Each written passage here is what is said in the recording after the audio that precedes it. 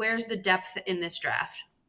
See, what general managers have to do, Lee, is since free agency comes before the draft, you're going to lose some players and you're going to sign some players. And when you get done with the free agency period, by plus or minus April 1st, all 3 or 4 waves of free agency are basically run its course. You know where you got to go now in the draft. So we don't know what the Eagles will or won't do in free agency. But you just talked about the quarterbacks. Not a good class for quarterbacks. Doesn't really impact the Eagles too much. I think the best groups in this class are the defensive tackles. So, for instance, if Milton Williams was let go, they could get a quality defensive tackle this year in the 2nd, 3rd, or even the 4th round. Remember, they got Milton the 3rd.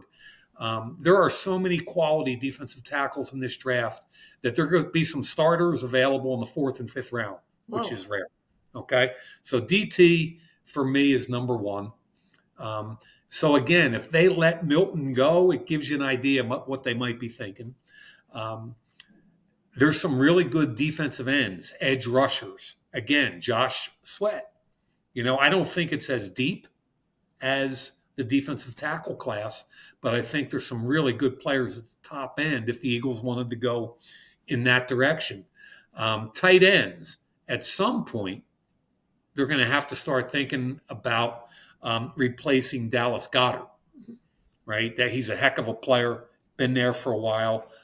It's still in the prime of his career, but really deep. And forget I even said replace Dallas, to augment him. Calcaterra's played well, but if you want to go in and get another tight end, this is the year to do it. Really deep class. You can get some really good athletes in the 3rd or 4th round without a problem. I think the defensive backs are really good. Eagles struck gold with Quinyon Mitchell and Cooper DeJean last year, so they probably won't go in that direction this year.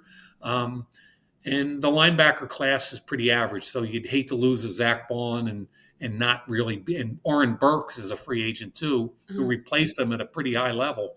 So I'd say 1, 2, and 3 are probably the defensive tackles, the tight ends, the running backs.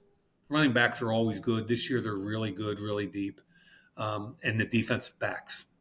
Okay, so basically that works well for the Eagles, regardless of what happens in free agency, kind of.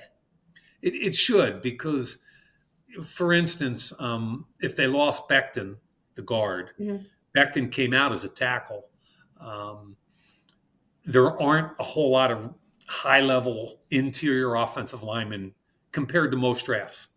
Okay. So, but the Eagles already have, Trevor Keegan, who they took in the 4th or 5th round last year.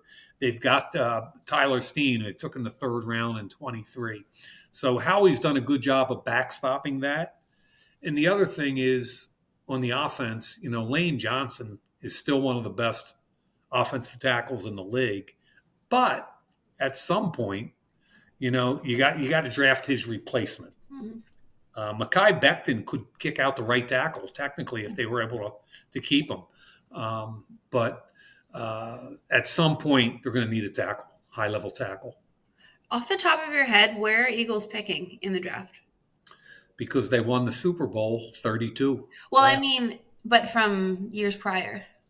Like, do they have any, with like trades and you get someone else's pick? Do they have any of that going on? No. I don't know their exact picks this year yet, but they have the 32nd pick in the 1st round, right. And they'll have the last pick in every round where they still have their original picks. Okay. And there's still plenty of time for all teams to make some draft moves. Okay, obviously. got you.